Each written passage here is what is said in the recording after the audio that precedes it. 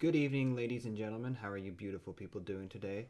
Today we are going to be talking about the Infinite Warfare beta. Just gonna kind of give you my general thoughts and opinions on some things. And I kind of want to get one thing out of the way first. I really don't believe that this is a beta. I mean, it ends here in Monday, I believe, and about a week and a half after that, the game is going to be officially released. So it's more of a demo than a beta, if you ask me. I don't think there's going to be a whole lot of things that they're going to be able to tweak or tune. I mean, a couple of small things, but really nothing too major. But let's just dive right into it. There are going to be some bad things that I'm going to talk about, and there's going to be some good things. Let's talk about the bad things first. Starting out, the lag seems pretty bad, and uh, that could be attributed to the beta, but I'm not positive on that. Uh, it could be lag comp, but I'm not as familiar with that, so I don't want to talk too much about that because I'm not entirely sure how to explain that or exactly what that is. But basically, the lag just doesn't seem it seems pretty bad, and I feel like I've been killed while running around a corner more often than in previous Call of Duties. It's Black Ops 1 level bad. I don't know if you guys remember, but that was pretty bad in Black Ops 1, and it feels just as bad in this one, so that's definitely not good. Moving on, there seems to be a lot of instances where if I'm not shooting the enemy in center mass, then it's counting as a miss, and that could be attributed to a couple of different things, but it seems pretty bad, and it's really frustrating. And I don't know, it could just be me because the more I play, the less I see of that. So that could just be a me thing. So that's not that bad. And then there's just a couple of things that have been introduced in the last couple of Call of Duties that I think we just need to move away from. That we need to go back. First thing, weapon variants. They were a cool idea first introduced in Advanced Warfare, and it definitely did change things up a bit since then. But I don't know. Just I don't. I think they need to be taken out. They seem to be, especially in this one, they seem to be giving players certain advantages that can be deemed unfair, and I certainly think so as well. From things like less recoil to more ammo, to even things like an attachment where you get an underbarrel a shotgun attachment on your underbarrel, to even things like infinite damage range on one of the guns, which is just ridiculous if you ask me. So I definitely think weapon variants need to be axed in the next Call of Duty. Now, one thing I will say, it doesn't seem like the system of weapon variants is going to be treated as poorly as it was in Black Ops 3, a, which is really good and almost surprising because I fully expected it to be in full swing just as bad as it was in Black Ops 3 because as much as everybody hated them, Activision still made a lot of money off of supply drops and all of that stuff. So the thing that worries me is it still has the potential to be just as bad as it was in Black Ops 3. So we're not going to know that for a while, so we'll see how that turns out. Combat rigs is another thing that I think need to be kind of removed from the game, or specialists, because combat rigs are the same thing as specialists. So it was a good idea from Treyarch, and it really did switch things up, which is good, but it's just really annoying when there's three people on the other team that have the same combat rig, so you get killed by that payload or that specialist 5 to 10 times in a game, and that just gets really frustrating. Um, Movement system is one thing that needs to go back, in my opinion, and I think a lot of people are going to agree with me there. So those are the things that have been the types of things that have been introduced in the last couple of Call of Duties that I think need to be just removed from the game entirely. But we'll see what happens in with Call of Duty 2017.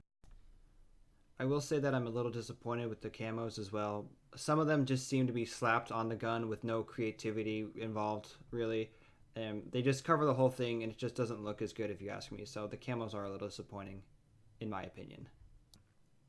Last thing I'll touch on about the bad stuff in the game are the maps seem subpar to me. They're not terrible. They're not really great.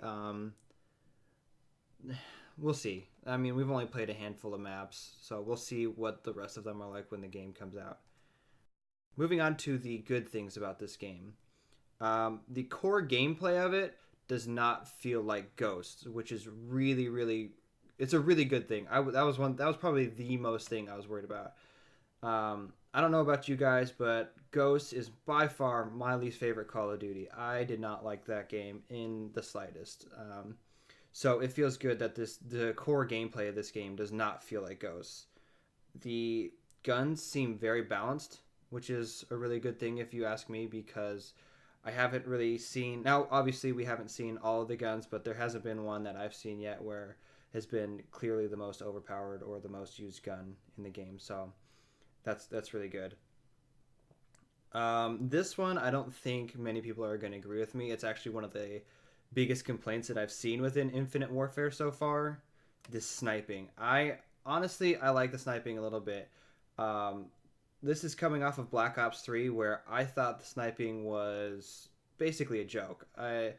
And I do need to preface this by saying I've never really been that good of a sniper.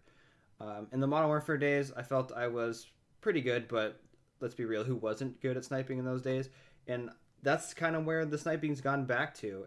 In Black Ops 3, the sniping was not very good. And I can understand that going from Black Ops 3 sniping to Infinite Warfare sniping. That's kind of jarring, but overall, I like it. I feel like the sniper is a viable option for me again, So I kind of like the sniping in this game, and I haven't seen it that bad yet where it's just quick scope central like it was in the Modern Warfare days or even Black Ops 2 where there was a lot of quick scopers. So I haven't seen that yet, so that hasn't bothered me that much. Now, it could go to that. It could end up being like it was, like, I think it was Black Ops 2, where at the end of that Call of Duty cycle, it was just, every lobby was just a ton of quick scopers. And I can agree there that that's just not fun at all, and so we'll see what happens there. And one last thing to add about the sniping before I move on. Let's remember who made this game. This is Infinity Ward that we're talking about. They are basically they are the pioneers of quickscoping, so it really shouldn't be a surprise to anybody that quickscoping is in this game as much as it is. So, I don't know. That's just my opinion on it. All right, moving on from that subject. One other thing that I found really good about Infinite Warfare is gun game. Now, it still works the same as it always has in Call of Duty. What they've done now is they've changed it up a bit. So how it works now is instead of having the same guns with the same attachments every single gun game, it gets changed up every game. It still goes in the same order of like pistol, SMG, shotgun, assault rifle, that kind of thing. But the guns and their attachments get changed up every game, which is really cool, and it really freshens up gun game. So that's really nice. And then lastly, to me, it just feels like a Modern Warfare take on Black Ops 3, which is a step in the right direction if you ask me. If they're going to continue this trend of future Call of Duties, which I don't think that they are, but if they're going to, then this is a slight step in the right direction in my opinion. It just feels the core takeaway, the exosuits, the combat rigs, not the exosuits, the movement system, the combat rigs and everything. It feels like a Modern Warfare take on Black Ops 3, and it's better than nothing if you ask me. So, all in all, I'll say that I'm still probably going to play Modern Warfare Remastered a lot more than this game, but I will say that I was pleasantly surprised by this. I was never on the side that said this game is going to suck, it's going to be stupid and all that stuff, but I wasn't really looking forward to it that much. I didn't think it was really going to be that good, so I didn't have high hopes for it. And maybe that contributes to why I feel that it's really not that bad, and it's actually pretty good. So, like I said, still going to be playing Modern Warfare Remastered a bit more, but I am pleasantly surprised by this. But that's going to do it for this video. Thank you so much for watching and listening. Go ahead and leave a like if you haven't, and subscribe if you're new to the channel, because I do a lot of Call of Duty videos, and I don't know, it'd just be nice to have you along for the ride. Thanks for listening.